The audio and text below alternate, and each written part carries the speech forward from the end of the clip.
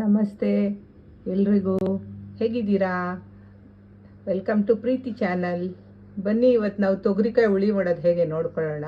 ಬೇಕಾಗಿರೋದು ತೊಗರಿಕಾಯಿ, ಹಸಿ ತೊಗರಿಕಾಯಿ. ಸೀಸನಲ್ಲಿ ಬಂದಾಗ ಇದನ್ನು ಹಿಡಿದಿಟ್ಕೊಳ್ಳಿ.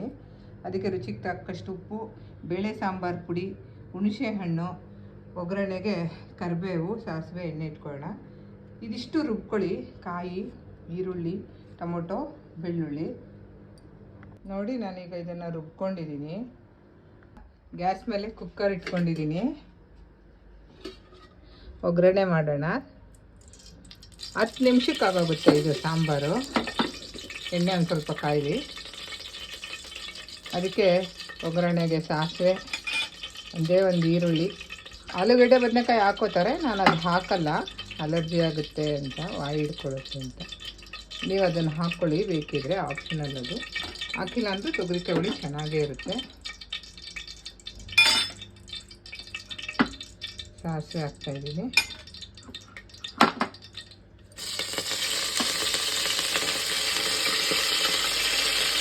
ಈರುಳ್ಳಿ,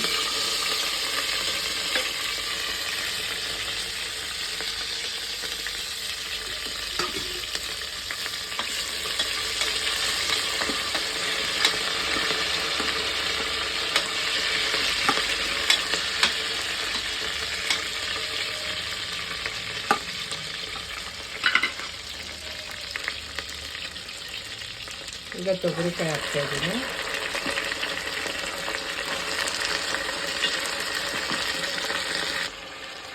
ಈಗ ಇದು ಜಾಸ್ತಿ ಏನು ಉರಿಯೋದು ಬೇಡ, ಸ್ವಲ್ಪ ಹಾಕಿ ಹಸಿ ಸ್ಮೆಲ್ಲು 1 ಸೆಕೆಂಡ್ ಬಿಟ್ಟಿದ್ದೀನಿ ಅಷ್ಟೇ, ಬೇಯುತ್ತೆ ಕುಕ್ಕರಲ್ಲಿ. ಆ ರುಬ್ಕೊಂಡಿರೋ ಮಸಾಲ ಎಲ್ಲ ಹಾಕೋತೀನಿ. ಈ ರುಬ್ಬಿರೋದ್ರೊಳಗೆ ಹುಣಸೆಹಣ್ಣು, ಉಪ್ಪು, ಖಾರ ಎಲ್ಲ ಇದೆ. ಹಾಗಾಗಿ ಕುಕ್ಕರ್ಗೆ ಹಾಕಿ ಮುಚ್ಚಿ 2 ಕೂಗಿಸಿದ್ರೆ ತೊಗರಿಕಾಯಿ ಹುಳಿ ಸಾಂಬಾರು ರೆಡಿ ಆಗುತ್ತೆ. ಮನೇಲಿ ಟ್ರೈ ಮಾಡಿ ನೋಡಿ. 2 ಕೂಗಿಸಿದ್ರೆ ಸಾಕು. ನೋಡಿ, ತೊಗರಿಕಾಯಿ ಸಾರು ಹುಳಿ ಚೆನ್ನಾಗಾಗಿದೆ. ಅನ್ನ ಸಾಂಬಾರ್ ಜೊತೆ ಟೇಸ್ಟ್ ಮಾಡಿ ನೋಡಿ, ಕಾಮೆಂಟ್ ಮಾಡಿ. ನಮಸ್ತೆ, ಥ್ಯಾಂಕ್ ಯು ಫಾರ್ ವಾಚಿಂಗ್.